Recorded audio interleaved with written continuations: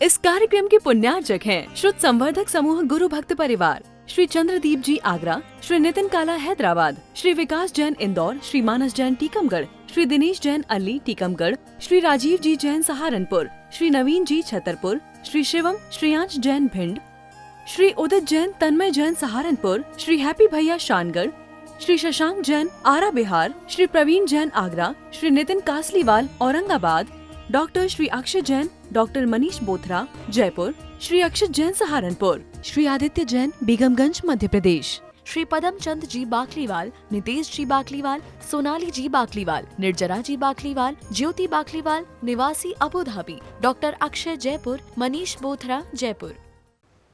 जीवन की वह प्रक्रिया जिसमें जीव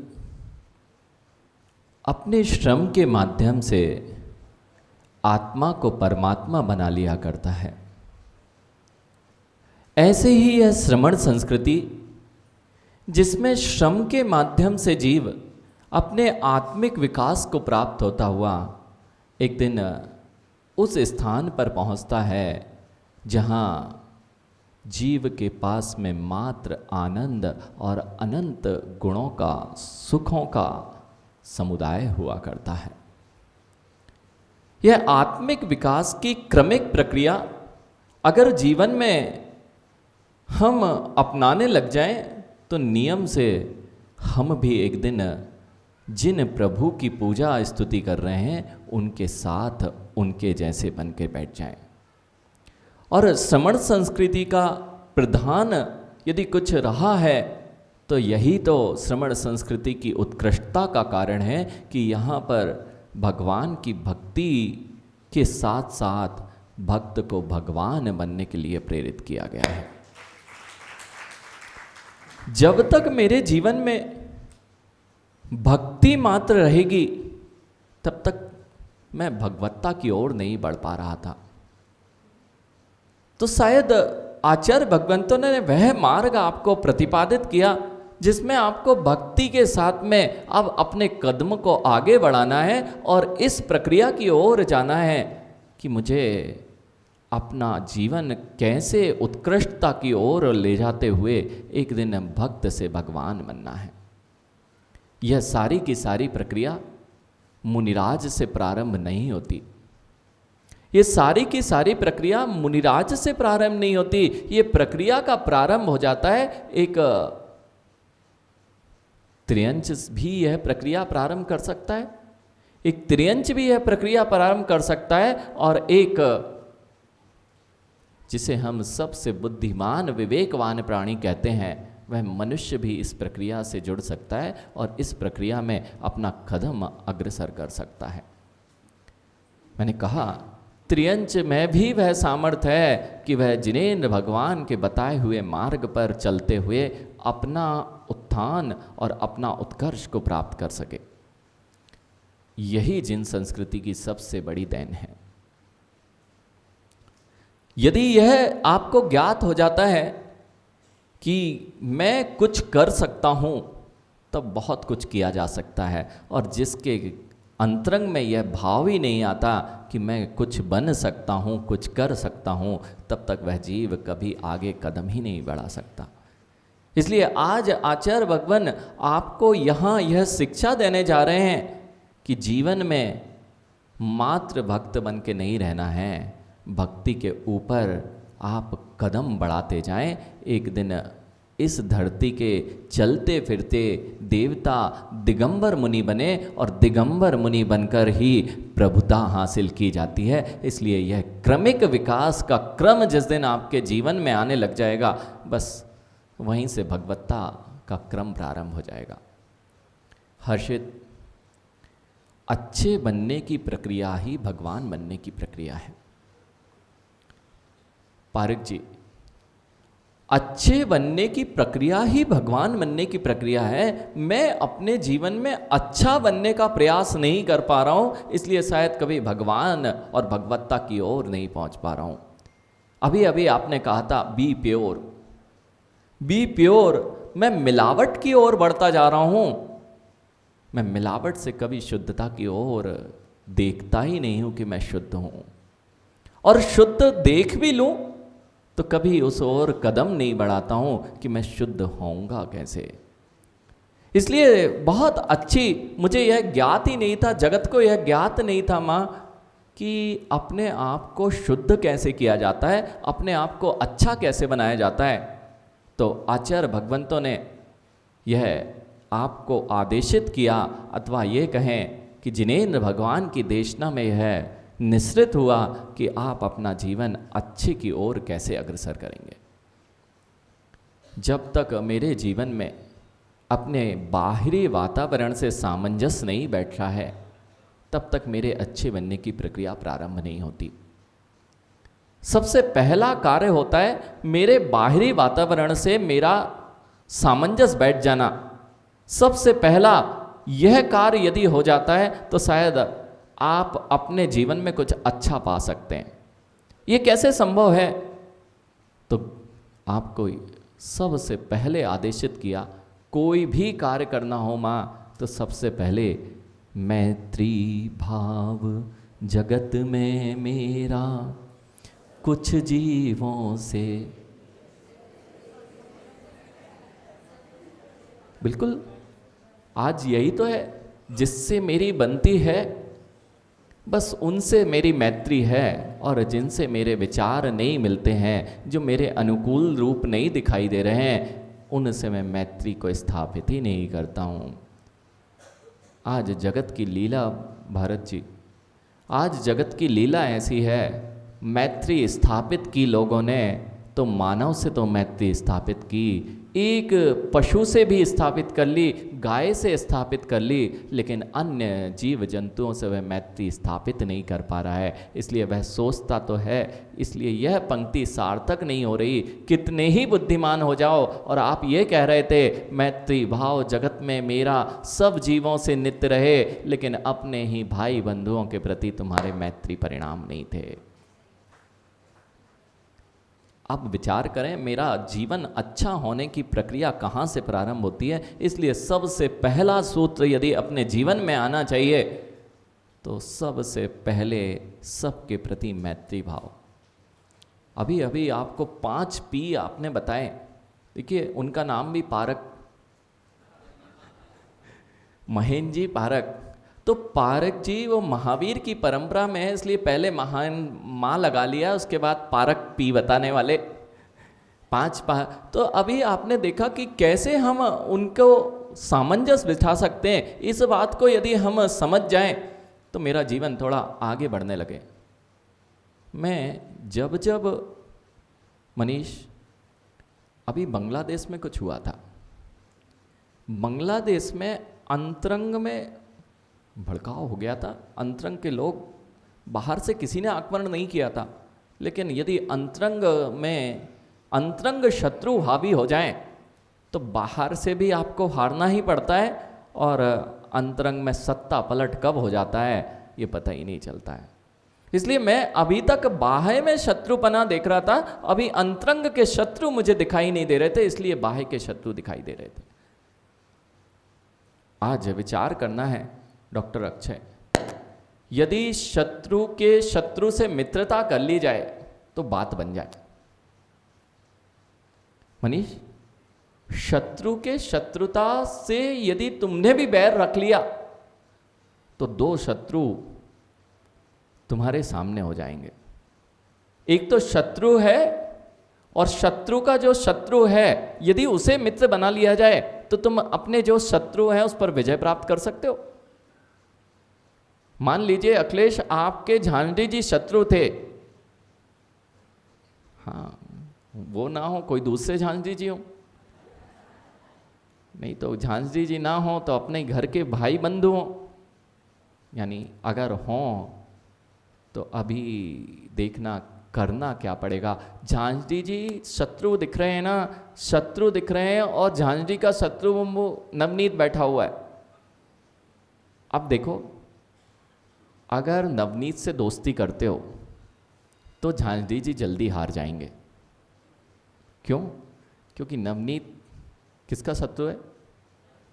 झांझरी जी का। और आप भी किसके शत्रु हैं? झांझरी जी के। तो किससे दोस्ती बनानी चाहिए? किससे दोस्ती बनानी चाहिए? शत्रु के शत्रु को दोस्त कर लीजिए, बस आपका काम। आपका शत्रु महाशत्रु भी होगा तो दो सेना अगर मिल जाए तो शत्रु, पहले भी यही होता था। यह नीति कहती थी कि शत्रु के शत्रु को मित्र बनाइए तो आपका काम बनेगा, लेकिन आज तक मैंने शत्रु के शत्रु से शत्रुता ही की, कभी मित्र ही नहीं बनाया। मां, एक बार शत्रु के शत्रु से मित्र बना लीजिए, अब आपका काम आसान हो जाएगा। अभी तक मैंने बाह्य शत्रु को शत्रु देखा, बाह्य शत्रु को शत्रु देखा, लेकिन जो मेरे मूल शत्रु थे उनको मैं आज तक नहीं देख पाया। पारक जी, बाह्य के शत्रु तभी तक दिखते हैं जब तक कि अंतरंग शत्रु की सेना खड़ी हुई है। ये क्रोध, मान, माया, लोभ, मां, ये मेरे सबसे बड़े शत्रु थे। जो क्रोध आता है मैं किसी को कहाँ देखता हूँ, और क्रोध आए यह बात भिन्न है, लेकिन यहाँ पर यह देखना है कि क्रोध, मान, माया, लोभ ने जितनी हानि मेरी की है शायद बाह्य शत्रुओं ने नहीं की है। बाह्य शत्रु ज्यादा नुकसानदायक नहीं है। बांग्लादेश को देख लो, बहुत सारे ऐसे राष्ट्र हुए हैं अंतरंग के शत्रुओं ने सब कुछ नाश करके रख दिया। ऐसे ही मेरे अंतरंग में जो शत्रु बैठे हैं वे मेरे क्रोध, मान, माया, लोभ हैं, और यदि अंतरंग शत्रु हावी है तो बाहर के शत्रुओं पर आपका विजय प्राप्त करने में ज्यादा देर नहीं लगती। अब क्या करना है अखिलेश, करना क्या है? अंतरंग में कौन सा शत्रु बैठा है? तो सबसे पहले जाने कि हमारे सबसे बड़ी सेना हमारे द्वारे पर खड़ी हुई है। अब किससे लड़ोगे? देखो, जब सेना से घिर जाओ तो नीति काम लेनी चाहिए, और नीति से उस सेना से तुम्हारा बचाव हो सकता है। जगदीश जी, अंतरंग के शत्रुओं की सेना खड़ी हुई है, 148 कर्मों की सेना तुम्हारे द्वार पर है। गांधी जी, 148 कर्मों की सेना आपके द्वार पर खड़ी है और तुम पैर ताने सो रहे हो। मनीष, अग्नि लगी हुई है, अग्नि लग चुकी है, आपके द्वार पर आ चुकी है, और तुम्हें नींद आ रही है। कितने लोग सो पाएंगे? बाहर उपद्रवी खड़े हुए हैं और पाषाण फेंकने के लिए तैयार हैं, और आप कह रहे हो कि अभी मुझे नींद आ रही है, रुपेश थोड़ी देर और सोने दो। संभव है? अभी आपके सामने 148 कर्मों की सेना खड़ी हुई है, और अभी मेरी निद्रा नहीं टूट रही है कि मैं इनसे लड़ने का प्रयास करूं, उठ के इनका विरोध करूं। अब तुम्हारा क्या होना है यह आप ही समझ सकते हो। माँ, आज यह जो आचार्य कुंद कुंद भगवंत कह रहे हैं, ये किसी को शत्रु कहें? आध्यात्मिक गुरु जीवन में एक ही जगह तो ऐसी मिलेगी माँ जहाँ शत्रु की बात ही नहीं होती है। एक जिन दर्शनी पारक जी एक ऐसा स्थान है जहां शत्रुपना ही नहीं होता है। हर प्राणी के प्रति जहां पर मैत्री भाव हुआ करता है, वही तो जिन दर्शन हुआ करता है। अब देख लें, जो यह गाथा आचार्य भगवान कह रहे हैं कि हमारा कदम किस ओर बढ़ना चाहिए, ये प्रतिमाएं क्या होती हैं, आप श्रावक बन के अपने जीवन में कैसे आगे बढ़ सकते हैं। दंसण वय सामाया पोसह सचित राय भत्तेया बंभारंभ परिग्रह अणुमण मुद्दिट देश वृद्धिये। माँ, ये 11 सीढ़ी श्रावक के लिए हैं, और 11 सीढ़ी वास्तविकता में जीवन में अच्छा बनने का जिसने अभ्यास प्रारंभ किया पहले, अब वह इन 11 सीढ़ियों पर चढ़ता चढ़ता मोक्ष महल की उस मार्ग को पकड़ चुका है जो उसे नियम से मोक्ष की ओर अग्रसित करेंगे।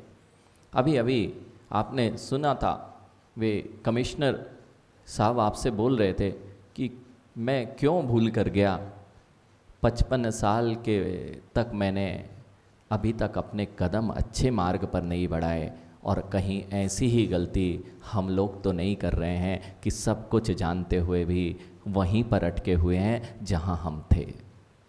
मनीष पारक जी, जैसा आपने कहा 55 वर्ष आपने व्यतीत कर दिए और जिन धर्म को नहीं समझ पाए, ऐसा ही एक नासा का वैज्ञानिक प्रादित शाह, मैंने आपको बताया था उसके बारे में, उस प्रादित शाह ने भी बेटा हर्षित यही कहा था। वह नासा का वैज्ञानिक, वह जब वहाँ से बोला, वह जैन ही था, और उस बंदे ने जब जिन धर्म को वहाँ जाके पढ़ना प्रारंभ किया, तब उसने सोचा कि आज तक मैंने अपना जीवन जब यहाँ था, भारत में था, तब मैं कितना कुछ कर सकता था, कितना कुछ जान सकता था, लेकिन दूर के डोल सुहावने होते हैं। यानी लंदन, वो बैठा हुआ है लंदन से पढ़ा हुआ, यानी जैसी वासनाएं इधर पर हैं अनिल पुत्र जैसी वासनाएं यहाँ पर हैं, क्या लंदन में वे वासनाएं कम हैं? यहाँ तो थोड़ा सा विवेक है, वहाँ तो पशु वृत्ति का प्रारंभ है।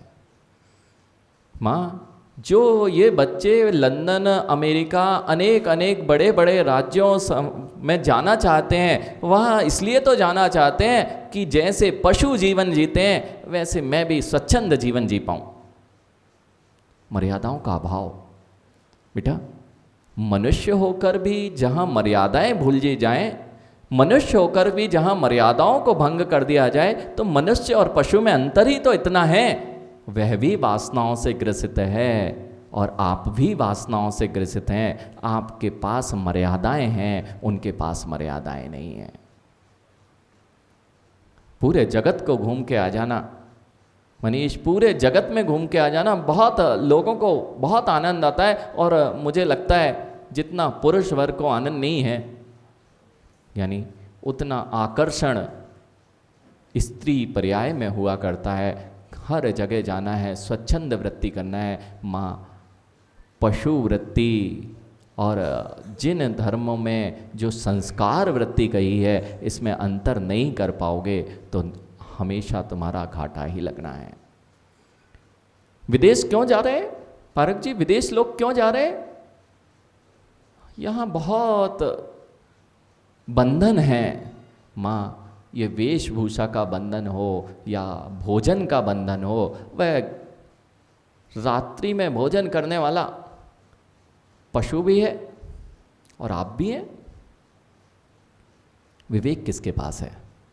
इस कार्यक्रम के पुण्यार्जक थे शुद्ध संवर्धक समूह गुरु भक्त परिवार, श्री चंद्रदीप जी आगरा, श्री नितिन काला हैदराबाद, श्री विकास जैन इंदौर, श्री मानस जैन टीकमगढ़, श्री दिनेश जैन अल्ली टीकमगढ़, श्री राजीव जी जैन सहारनपुर, श्री नवीन जी छतरपुर, श्री शिवम श्रेयांश जैन भिंड, श्री उदित जैन तन्मय जैन सहारनपुर, श्री हैप्पी भैया शानगढ़, श्री शशांक जैन आरा बिहार, श्री प्रवीण जैन आगरा, श्री नितिन कासलीवाल औरंगाबाद, डॉक्टर श्री अक्षय जैन, डॉक्टर मनीष बोथरा जयपुर, श्री अक्षित जैन सहारनपुर, श्री आदित्य जैन बेगमगंज मध्य प्रदेश, श्री पदम चंद जी बाकलीवाल, नितेश जी बाकलीवाल, सोनाली जी बाकलीवाल, निर्जरा जी बाकलीवाल, ज्योति बाकलीवाल निवासी Abu Dhabi, doctor Akshay Jaipur, Manish Bothra Jaipur.